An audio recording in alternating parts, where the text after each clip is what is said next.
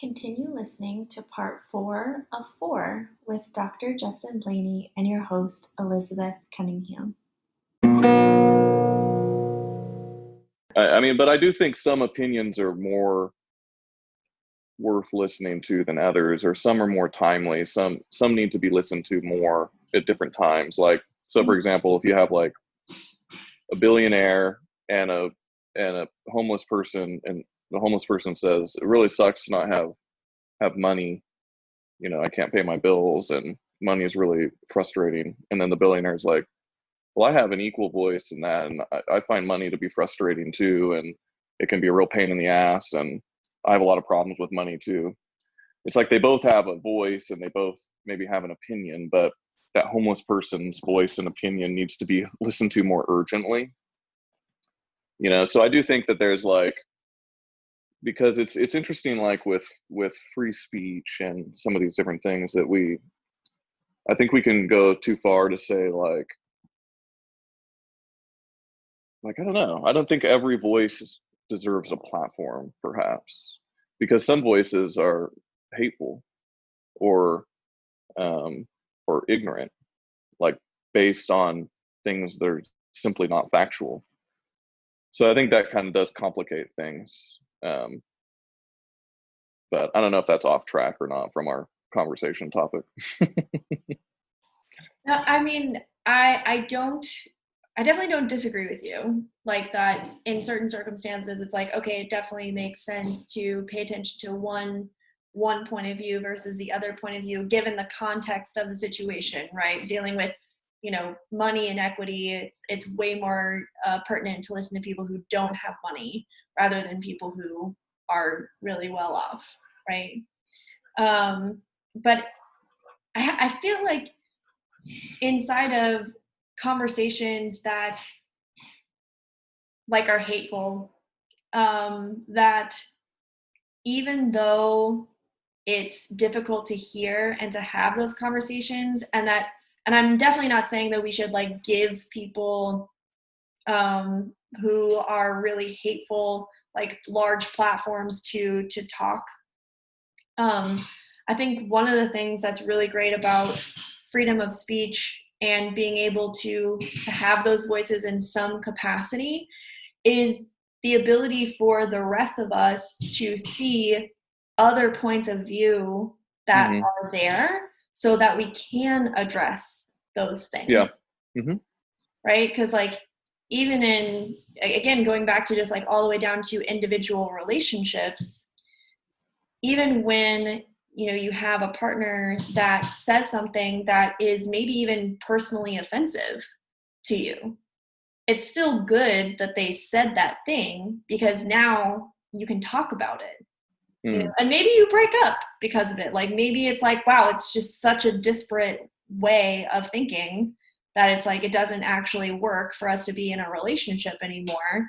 But now you're acting off of something that's true instead of hiding something because it might rock the boat. You know what I mean? So it's like, yeah. So it's not that, I would want to amplify voices of hate, but I definitely don't want to stifle them either. Like if there's people out there who have they need to be, well, free speech needs to be possible, because if you take away one thing, a person should be allowed to be an asshole or an idiot with their speech, I think, and then we should also be allowed to tell them they're an asshole and an idiot, or yeah, but then we can actually talk about it, right? We're like, oh shit, well, you think that Black people are inferior to white people? Well, let's talk about that, because that's detrimental to what we're trying to do here. So, right. Yeah. And although again, it's not that easy. It's not like you just be like, oh well, that just doesn't seem to work. Let's talk about that. Like like that's like that's probably not how the conversation is gonna go. But it's like, but you can actually start addressing what's actually there. I really love. Oh man, do you know the person's name who had it's a Black gentleman who had different conversations with people in the Ku Klux Klan, and then I haven't later heard that on, story.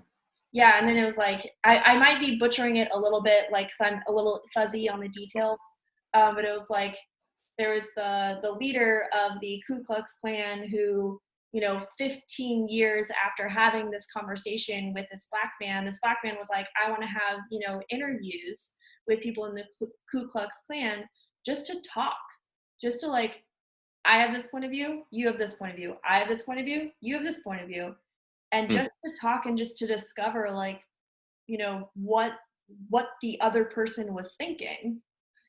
And 15 years after this conversation, this leader of the Ku Klux Klan resigned, and was like, because he saw the humanity of this black man that he had had this conversation with, and he couldn't ignore that he saw his humanity and that he was another person just like him. Yeah. No, and I think that that's really powerful. And I think that that's one of the reasons why we just need to talk about things, and that even if we don't want to see something, that it needs to be talked about because it shows people's humanity, and that we can all start to see each other as human. If we look from that viewpoint, right? If we look from the viewpoint of we're all human, and this is another human having an experience, and I can empathize or sympathize with them because this person is a human just like me, that we can, that seems to be the common thread for lessening these like polarizations, is seeing each other as humanity, because it's got to break at some point. You brought up the polarization that's just been growing and growing and growing in our country, but there has to be a breaking point at some point. And like, I don't know what that's gonna be or look like, but it's gotta break at some point, because it just doesn't work, But I see having a conversation about our humanity being one of the conversations to bring us back together. Like, hey, we're all humans having a human experience. Let's talk about it. Let's all see our experiences as valid yet different. Yeah, we're struggling I was trying to think of like where the struggle comes from. And I think the struggle is that we're trying to evolve as a species, which is a hard thing to do. But I think about like evolution does not lead to fairness, to equality. Evolution is survival of the fittest. If I can survive, and if I have to kill you to do so, then that's normal. That's evolution. If I have to steal or take, those things are natural instincts for our own survival. We also did evolve with an instinct for our tribe to be successful, because we need groups of people to survive, in the past against the elements or attacks from animals and other things like that. So what we're trying to do, like if we're going to say that we want to listen to people and empathize with them and love people that are different than us and all of these different things, even be happy, we're essentially like hacking our humanity and trying to rewire it in a way that we think is better. And to me, that's evolution.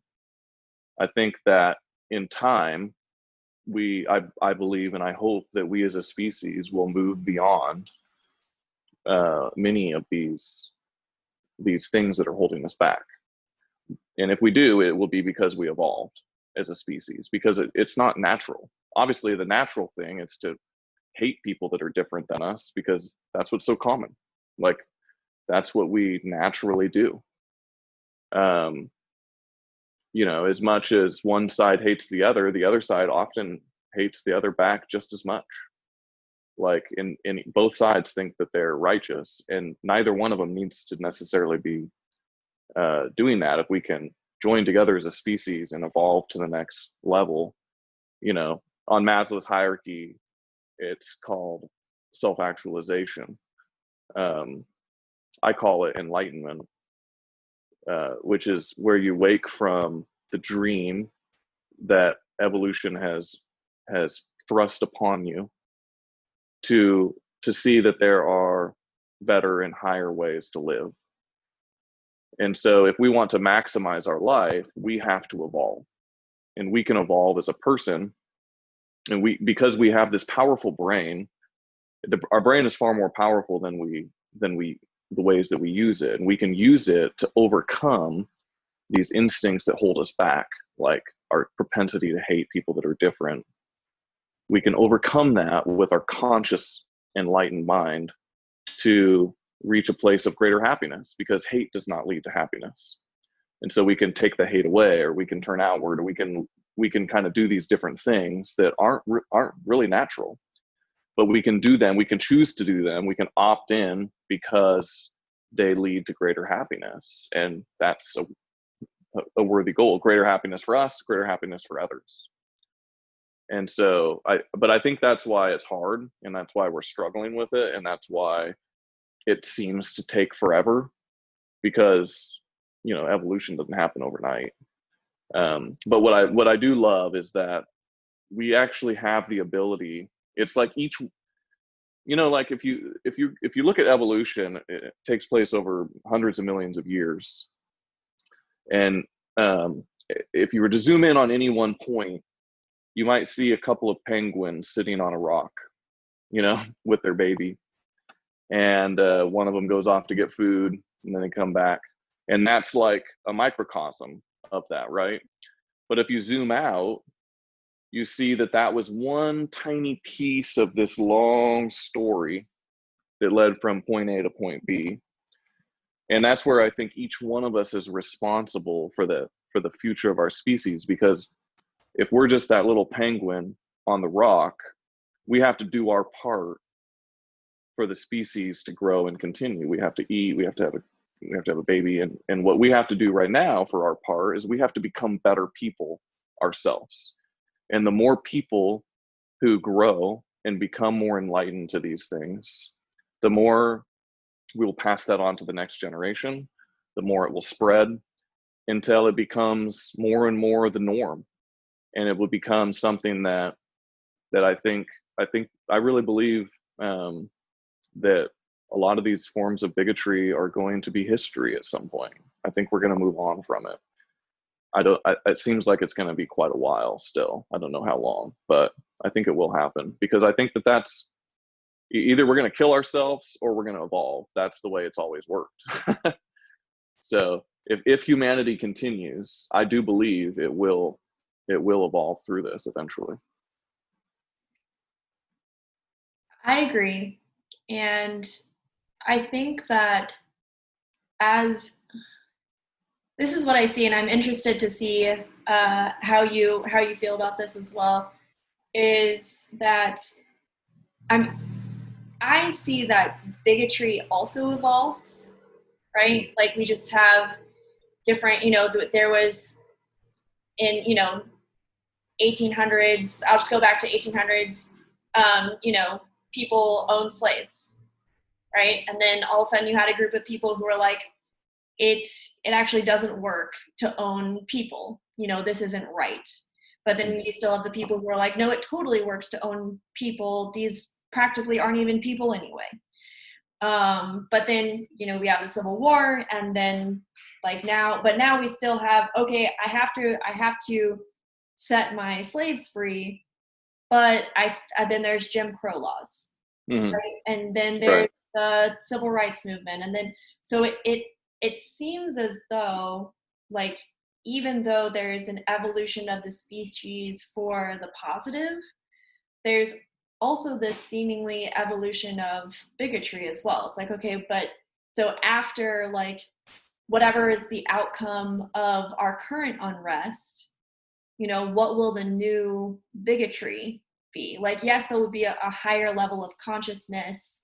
And I believe there's going to be a higher level of consciousness in the world and how we treat each other and how we see each other after all of this. And it's happening right now. Like, that's what we're in the middle of. Mm-hmm. But I also think that, I mean, I don't want this to happen. Like, it would be great if bigotry were just gone. And that we could just all 100% of us, 7.5 billion of us, could see each other as humans. But it seems like that's a really big ask.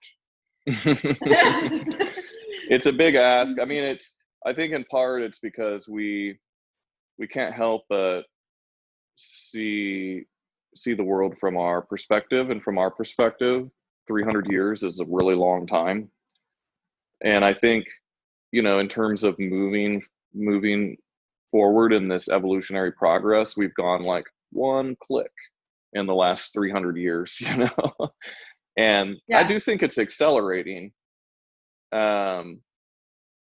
If you zoom in again on that, if you zoom in on a flat surface, a flat piece of metal, it looks like it's got mountains and valleys and ups and downs, and it's crazy. And if you zoom in on that flat surface really closely, but if you step back, you're like, that's flat, it's smooth, I can roll a marble across it, or and so I think that is in part what we're experiencing. But I don't know, it's very theoretical. I think it's important to, and this is also relevant to the conversation. Like, I was thinking about love. We talk about love and how important love is. Yeah. We talk about self-love, we talk about loving others. But it's important to remember that, like, first of all, what is love? Why does it exist? It must exist for a reason. If we believe the principles of evolution, which so far we don't have a better a theory in it that seems to check out, when you think about it logically. But we developed like hands for a reason. I think we developed love for a similar reason. It's a tool that was instrumental in the survival and dominance of our species. And so then we say, well, what could that be for? And obviously it's when we fall in love, we feel infatuated with someone and we want to have sex with them, and that produces children oftentimes. But it doesn't always. What's interesting is that it doesn't, just because that instinct existed and it worked for producing children, doesn't mean that we have to only apply it in the way that evolution kind of uses it. And so, like, a lot of people use that the example of like procreation, got to have a man and a woman, so that proves that homosexuality is wrong. And it's like, it doesn't prove that at all. All it proves is that you need to have an egg and a sperm to make a baby. But it doesn't that has prove nothing to do with love. Yeah, exactly. But it's like, so we get all this stuff kind of confused, and we forget that these things existed and were created and evolved by accident. It was like a bunch of random shit was going on, and the people who had this particular set of characteristics were a little bit more likely to survive. It doesn't mean it was moral, doesn't mean it was good, it doesn't mean it was happy, doesn't mean anything. It literally just means that the people with that trait were more likely to survive. And so, like, love, I think, is something it's important to remember, like, what does it exist for? Because it helps us understand all the baggage that we might put onto it, and and kind of how we should embrace and understand it. And so now we're trying to use this concept of love, which we have inside of us, which is really chemicals inside our brain washing around, and it's how society has domesticated us to feel that when you love someone, this is what that means. It means you do things for them even when you don't like them, or it means that you can't stop thinking about them all the time, So like we put all this stuff on it, but what it was, it had an evolutionary purpose. It's important to understand that, and it's also important to realize that we don't have to care about the evolutionary purpose. That's just how it was formed. Now we should be using this thing for whatever we want, and I think a good thing to want to use it for is to increase happiness in myself and in others. So it's kind of like a scientific and philosophical meandering path. But I feel like understanding, it's sort of like you need to understand history in order to understand today and the future. It's good to know where these things came from so that we can see, okay, how can we now use that for the maximum possible good in this current moment that we're in, you, me, everybody else that's alive. I don't know, what do you think about any of that? Well, I think that, love is a concept, right? And it's a concept that we have created in language. And I think that anytime that you put language to something, it limits what that is, right? Especially when it's a feeling that you have.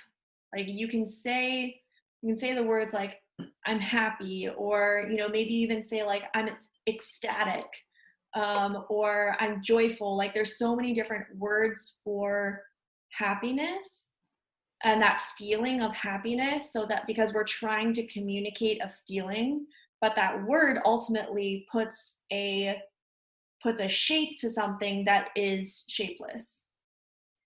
And I think that the same is with love. And I think that it's interesting that we only have this one word, love, specifically in the English language, because that's the only language that I'm fluent in. I know, well, like Spanish, I know a little bit of Spanish. Spanish has different words for love that encompass different, like there's a different way to express romantic love than there is to express a love for a parent. And same with German doesn't have like hardly any ways to express love actually. And it's also like German culture, it's really weird to tell someone that you love them. Like that's just not a thing that they do. Not saying that like no Germans tell each other that they love each other, but it's just like it's not as common to like I tell all my friends that I love them, right? I tell my friends I love them. Right, I think it's great. We've said that because I do. Yeah, because I do. What does it mean? It doesn't. Yeah. But exactly. Yeah, so it's like bringing it back. It's just we have this concept of love that we try to express in language. And I think that how we express love in language ultimately falls short of what it is, which is also why we talk about it so much, because it's just like, I haven't found the right way, I haven't found the way to like communicate exactly how I feel, because it's all conceptual, because no one can have our experience, as much as I try to communicate, no one is ever going to have the exact feeling and experience that I'm having right now. And so when we try to communicate love, ultimately we fall short of that communication. And I think that there is an evolution of that communication of love, because marriage was about property, right? Like when marriage was created, that wasn't about people loving each other at all. That was about combining wealth and property. Right. And then we added this concept of love onto marriage later. and not to say that like people didn't love each other before marriage, like people did, love is something that has been talked about and written about always, Mm-hmm. right? So I think not only, I don't know if, I'm not sure if love itself has been physically evolving inside of us and how we feel it. But Mm-hmm. I think that how we express it is certainly evolving and has been evolving inside of the conversations that we get to have. That's Mm-hmm. part of my goal of this podcast that I've literally said and wrote, is to expand the conversation of love. Hmm. Like, in quote, this podcast is to expand the conversation of love, because I want to take that concept and that feeling that we have and have it be able to be fully expressed. And I don't even know what that looks like, but that's my mission. Mm-hmm. Yeah, I think it's really cool. I Yeah. mean, you're right. The word, um, we have friendship, we have like I like this car, I like this person, I'm infatuated, I have a crush, I'm in love, I love. Isn't that funny how in love is different than In love? love. Yeah. But but I think you're right, is that we have in all languages. I think it's really fascinating how some languages don't have words for certain concepts, and Yeah. how we don't have words for certain concepts. And it's certainly, language is like a very blunt tool to describe. We use it to communicate with each other, right? And Mm-hmm. we're trying to describe things that are important to us.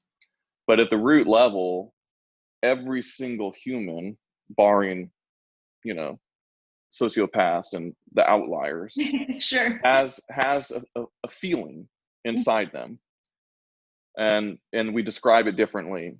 And Mm-hmm. then we can complicate it greatly by combining different feelings, Mm-hmm. but we don't actually know what's going on. We don't see that little bit of serotonin getting Right. injected into our brain or our bloodstream or wherever it goes, and a little dopamine. And Mm-hmm. um at the most fundamental level, that's what's really going on. What Yeah. we're saying is, hey, we'd like a little bit more serotonin in our life, you know. But we Yeah. don't say that. We just want it because it feels good. We Mm-hmm. evolved to want it, and so that's why it feels good, because it drove us to make connections with people, which allowed us to survive and procreate. Mm-hmm.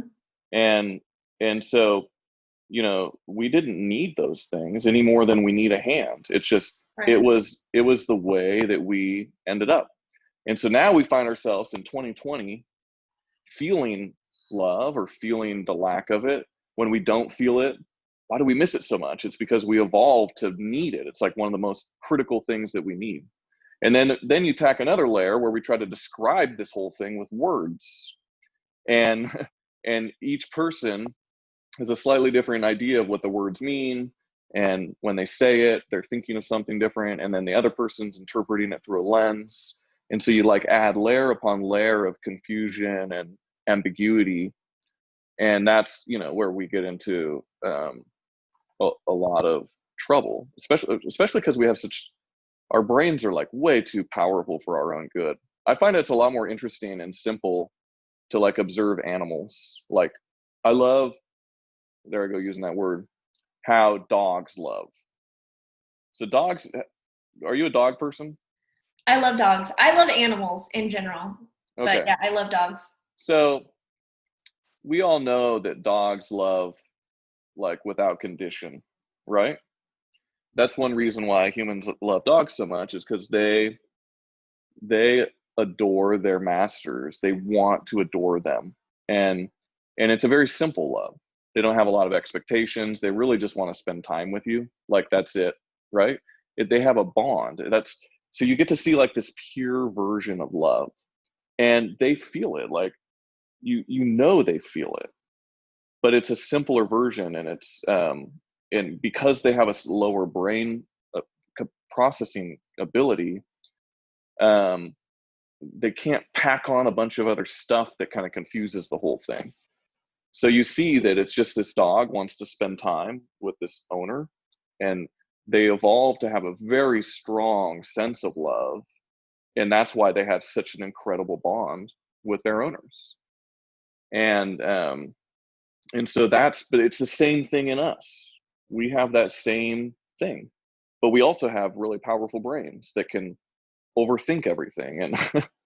And also we can turn it on and off because we developed a higher level conscious power to control the instincts. So I think it's very interesting because I just like knowing what it's there for. And then I want to say, that just because that's how it got started, now that it's inside of us, we can say, well, what's the best way to use that instinct? Should we turn it off? Should we indulge it? Should we make more of it? That we get to make those decisions because we have the capability, because we got a brain powerful enough to make decisions like that. Dogs don't get to make those decisions. So that's where I like the idea of thinking about, I know what love is, and now I want to figure out how to use it to maximize happiness in myself and others. Yeah, and I think that going back to the blind spot conversation, because everyone has blind spots in all areas, right? And asking yourself questions about, like, these are really great questions to ask, like, how do we have more love in our life? Should we do da da da da? And I think that in discovering this, I go back to, what's possible. Okay, I know this. Like, I know that how love works is that I get a rush of serotonin and dopamine and things like that, and that's how it works for everyone. And so what's possible inside of that? Like, what do I actually want? What's possible? And going back to looking outside of yourself, right? Looking outside of yourself and being like, well, everyone wants that. Like, everyone's looking for that. Everyone wants that. Okay, well, now what's possible? And then we can start to look at and even deconstruct how we interact with that on all of those levels that are mentioned, one-to-one, family, community, society, so on and so forth, right?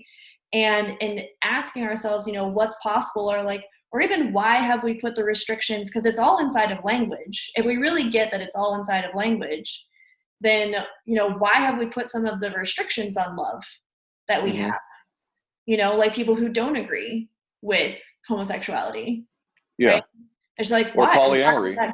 Or polyamory. People right. say, how can you love more than one person? I'm like, have you ever heard of people having more than one kid? Yeah. Having two parents? Two parents, more than one friend, multiple family members. So what we mean when we say, I don't know if we can have love for more than one person, is I don't know if I can not be jealous of, my person having someone else, I think is like, but we don't describe it that way. We describe it as like, I don't know if we can love more than one person, because again, our thinking isn't necessarily often aligned with reality. We like, this is what's going on, and then our conscious mind kind of like twists it a little bit and creates some kind of like story around it that we just accept. Those things are not often very well attached. What's really happening in the story that we tell ourselves or tell others. 100%. 100%. So much of that. And I also think that it's just when we don't ask these questions, the jealousy part is definitely like a real thing for sure. It's one part. I was oversimplifying it, but yeah. Yeah, definitely one part for sure. But it's also like when we don't ask the question of, what is possible, then we just go with the status quo. I feel like that keeps getting brought up in our conversations. We just go with the status quo. We're like, we know that, having one partner is a thing that people do, and Yeah. most people do it. So therefore, it must be the right thing to do. And you just don't even think about, other possibilities. Right. And I think when we give ourselves permission to explore how we feel outside of the constructs that we've already created, then we can discover what's possible. We can discover what we want. We can discover what makes us happy. Mm-hmm. Because that's how I discovered my own sexuality, is because I was like, dang, I'm really not happy inside of what I think I'm supposed to do. Mm-hmm. I'm super not happy inside of just being with one other person and shutting myself off to any other possibilities of love that I truly feel. Mm-hmm. I would like truly fall in love with people and then feel like a terrible person for loving that person because I'm supposed to just love one person. Right.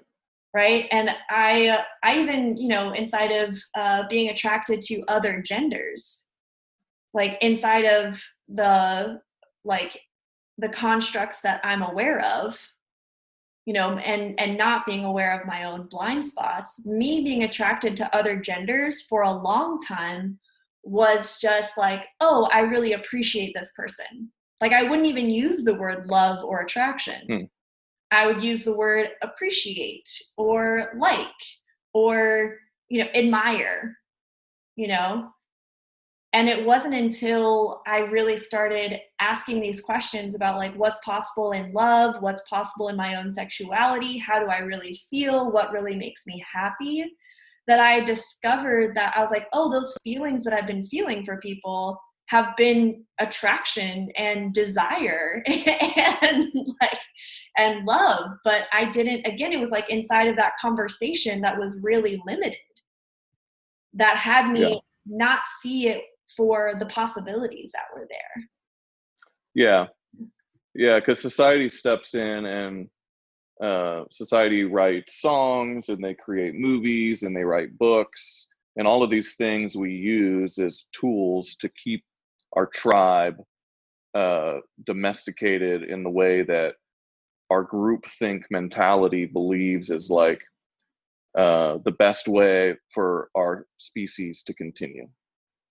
But none of that means that any of it's accurate or based on any kind of fact. Right. It's just the way that the story has gone so far.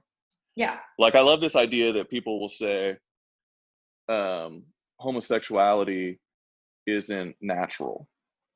And it's like, what are you talking about? Like, we do things that, like we multi-purpose, like our mouth was made supposedly for eating food, but we use it to bite, the lid off of something, or we we use it for sex, and it clearly isn't part of the procreation process. Nobody's calling that unnatural.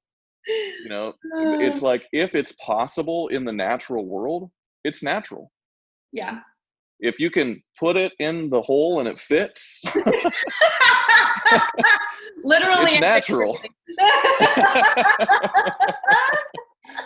It's like, but we want to pick and choose, and and so what's really happening is you have like tribal mentalities that are really arbitrarily kind of picking sides or picking issues, and none of it, again, is based on science or fact. It's based on this weird conglomeration of like lenses from various people and how they've interpreted all these things, and who had the loudest voice. And that's why you see flows. You see, at times in the past, homosexuality was normal, nobody judged it, and then it goes through a time when it's being judged, and then it goes through a time it's not being judged. It's like, that's sort of just like the tribe really not knowing what the fuck it's doing, and trying to apply all of our subjective craziness onto each other, even though none of us really know that we're doing that.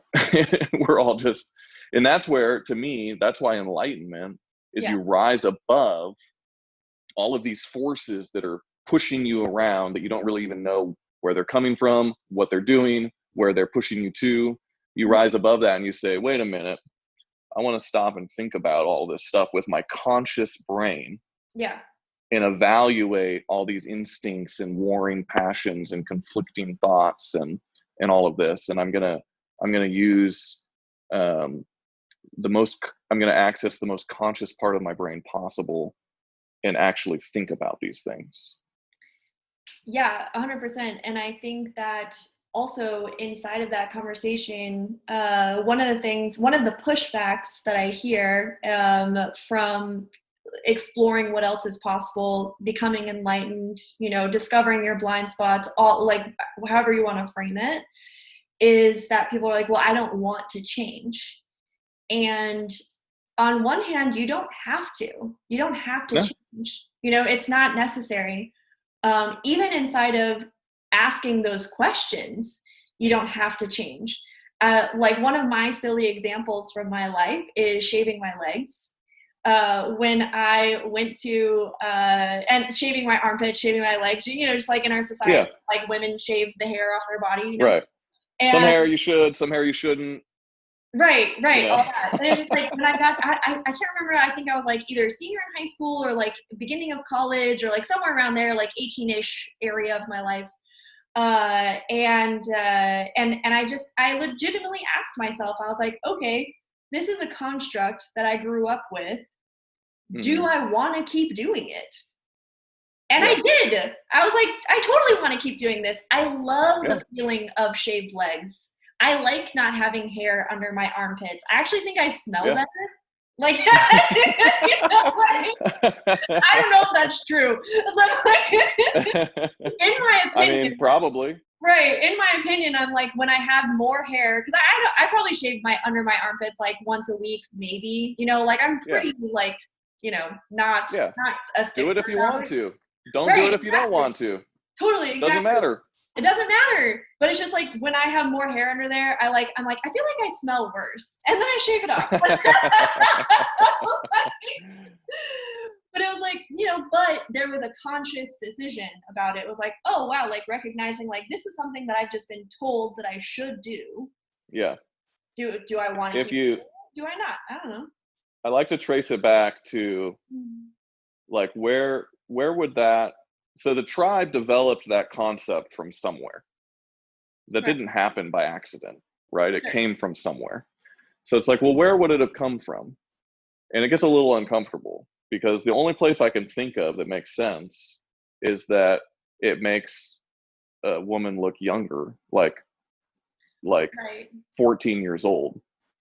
Yeah. And so it's very Freudian, but I think that the tribe invented it because it makes women look younger, and I think that that's what the tribe deemed to be attractive. Yeah. And you have the same thing with men with hair. Like sometimes chest hair is considered gross by a lot of people, and so if you shave it off, well, what's the difference? Now you look basically younger because you have less hair. So it's like, there could be a root behind these traditions that's actually kind of gross if you think about it, is like the tribe saying like you should be attracted to young people. Right. Yeah, well, and it was the same conversation with like wedding rings. Like we've both been married, and I had lots of conversations about whether or not we should have wedding rings, because it's just like, I mean, it was like people didn't buy diamond rings for each other until what, like the 50s or something like that. Like it was a marketing ploy for like fucking De Beers. Yeah. Like it's not even like, it's a pretty new thing to like buy a woman like a huge diamond to propose to her, and to have a separate ring to propose, and then another one to have their wedding band, right?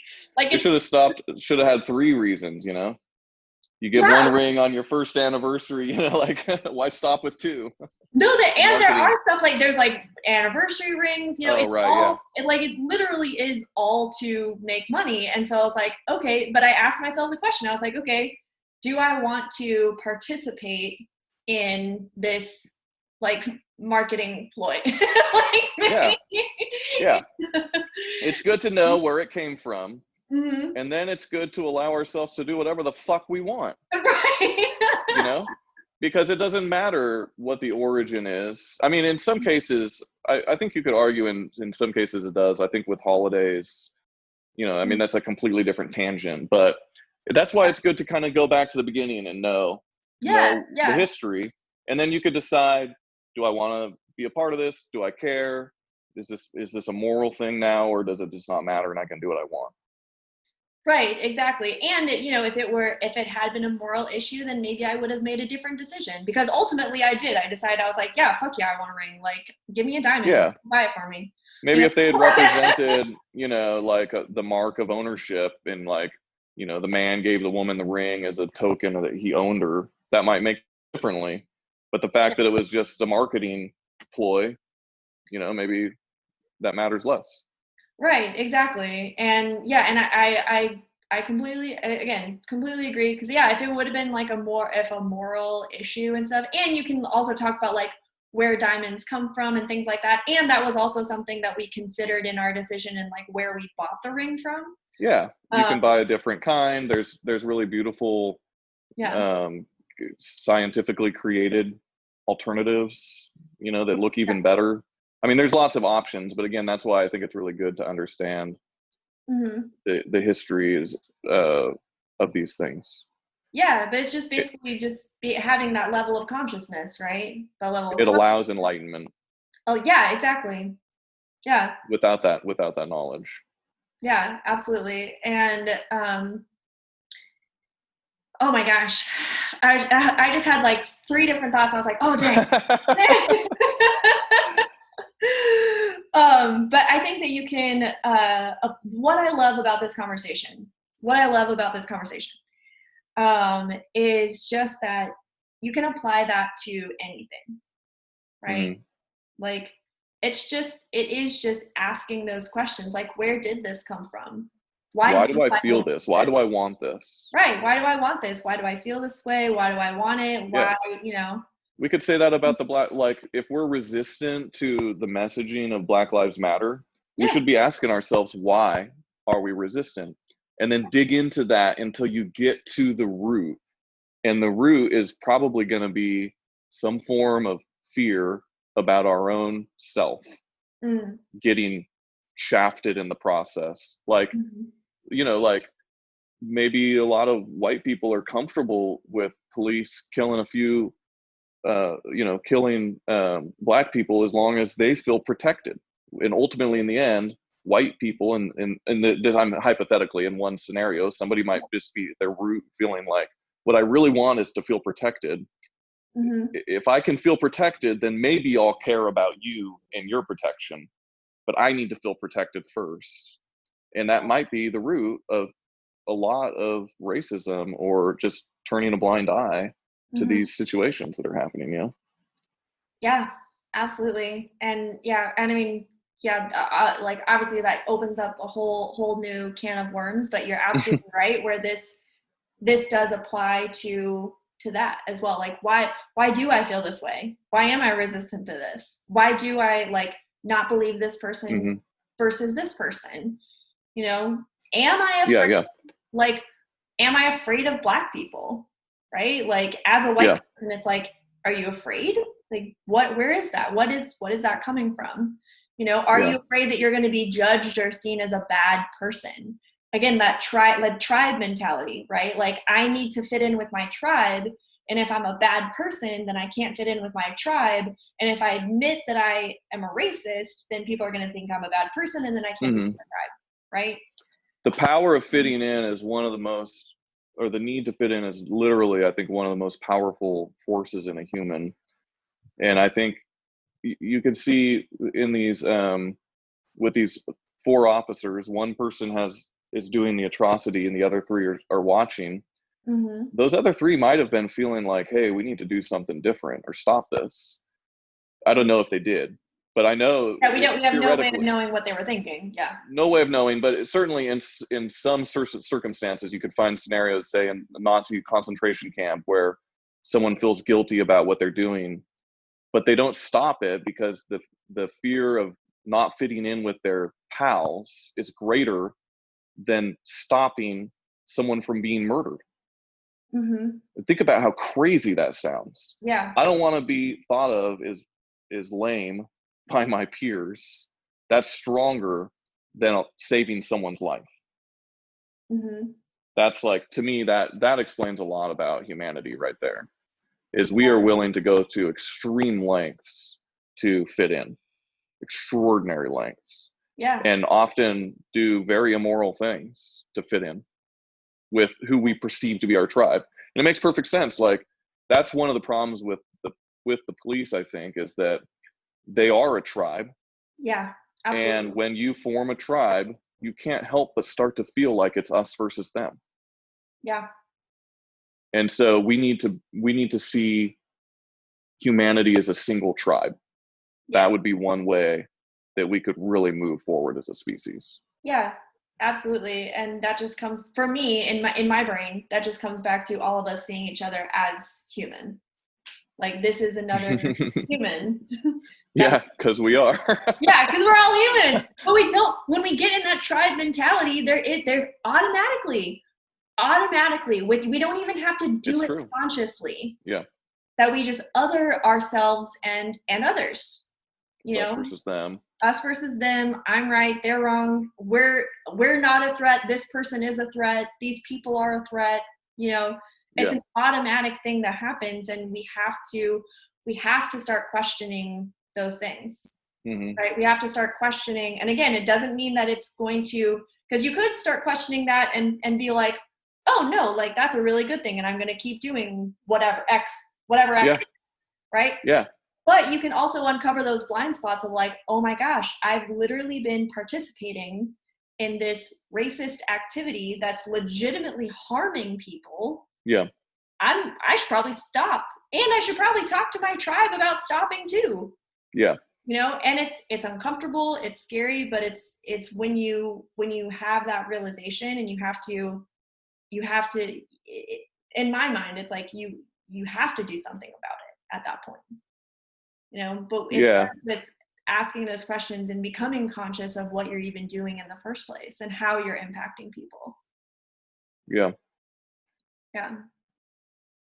Well, we could probably keep going. I mean, we could keep going. We should start live streaming, and it'll just be like the Justin and Elizabeth show, and we'll just do it every single Tuesday. It's fine. I think we should. I love talking to you. I think you have a beautiful perspective, and I love your mission. I think this podcast is great, and I want to see it grow. Oh, thank you. I appreciate that. And I want to see it grow as well, you know, and this is my mission in the world, is to expand the conversation of love. And for me, this is what it looks like. It's cool. That we're all in this together. So yes, we certainly are. Yeah. Can't get away from it.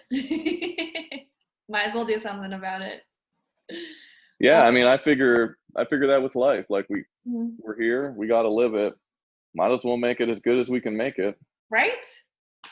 Might as well. Might as well. Yeah, and I love having you on the show. I love talking to you just in general, and I love the person that you are in the world, and that, you know, your mission is around having people be happy and live lives that they love. You know, it totally speaks to my heart and soul, and is in complete alignment with my mission. It's no wonder that you're on my show again, and that, you know, that we're friends. That's just it all makes sense. Yeah, it sure does. Well, I feel the same, and I love coming on. Yeah. And I can't wait to see this thing when it comes out and share it with my friends. Yeah, absolutely. And I'm going to put in so last episode, I obviously have in the show notes how to get a hold of you. But do you just want to share how you can get a hold of you on this one as well? I'm on most of the social networks at Justin Blaney, and I have an app, and I have books on Amazon. But yeah, if anybody wants to reach out, I'd love to chat, say hi on the social network or whatever, and I'd love to know you better. Awesome. And yeah, and I will put all of Justin's information in the show notes. So y'all can just go ahead and scroll down and click so that way you can check out Justin's app and his books. And yeah, please say hi to him and also say hi to me on social media. I love it when people reach out to me. I love it. It's like my favorite. All right. Thank you so much, Justin. And yes, thank you. Bye, everyone. bye.